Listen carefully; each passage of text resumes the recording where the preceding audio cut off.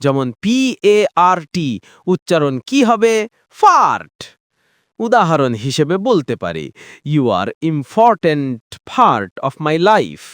আমি একজন স্পোকেন ইংরেজি টিচার, মানে ইংরেজিতে কথা বলা শেখাই। আমি কিন্তু অন্য সবার মতো মায়ের পেট থেকে ইংরেজি শিখে বের হইনি।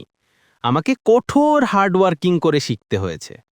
আর আপনারা জানেন, কষ্টের ফল সব সময় মিষ্টি হয়, যেটাকে ইংরেজিতে বলে hard work always peas of. একটা সময় ছিল যখন আমার ইংলিশ শোনার পর সবাই হো হো করে হাসত, অথচ এখন দেখুন, আপনারা কিন্তু আমার ইংরেজি শুনে মুচকি মুচকি হাসছেন। ভাবতে পারেন কত উন্নতি হয়েছে আমার। সো এখান থেকে একটা কথা পরিষ্কার যে if you practice more and more, your English will much and goes sure for. ইংলিশে যে আমার সব রকমের সমস্যা ছিল এমনটা কিন্তু নয়। আমাকে পড়তে বললে পড়তে পারতাম না, মনে হতো লিখতে পারবো, কিন্তু লিখতে বললে লিখতে পারতাম না, মনে হতো বলতে পারবো। অথচ দেখুন, এখন আমি সব পারি। মনে রাখুন, অল অর্থ সব।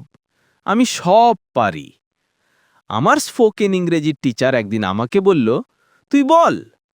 আমি না সূচক মাথা নাড়ালাম। উনি আবার বললেন, তুই বল। আমি আবার না সূচক মাথা নাড়ালাম। এভাবে তৃতীয়বার বলার পরও যখন আমি না সূচক মাথা নাড়ালাম, তখন উনি ব্যাত বের করলেন। আমিও উপায়ন্তর না দেখে মাটিতে গড়াগড়ি শুরু করলাম। উনি অবাক হয়ে জিজ্ঞেস করলেন, কি রে, এমন করছিস কেন? আমি বললাম, আপনিই তো বললেন আমি বল, আর বল তো মাঠে গড়াগড়িই খায়। সেদিনের মতো গড়াগড়ি খেয়ে বেঁচে গিয়েছিলাম। কিন্তু পরের দিন যখন আবার আমাকে ইংরেজি বলতে বলল, তখন কিন্তু আমি বলেছি, একদম হর হর করে বলেছি।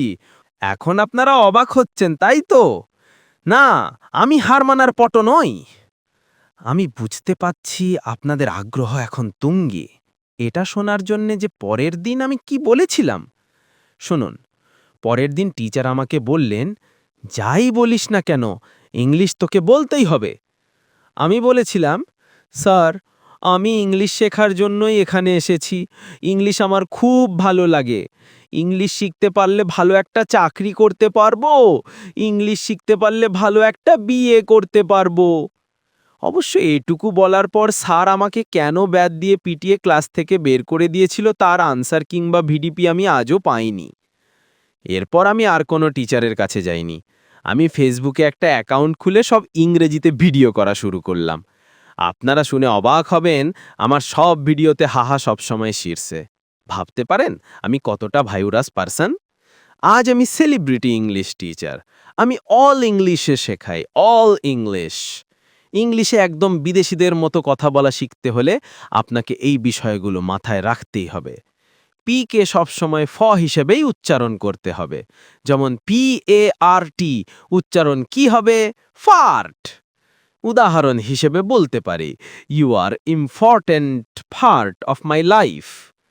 আমি বুঝতে পারছি একদিনে বেশি চাপ হয়ে যাচ্ছে আপনাদের জন্যে, সো নো আরও টুডে।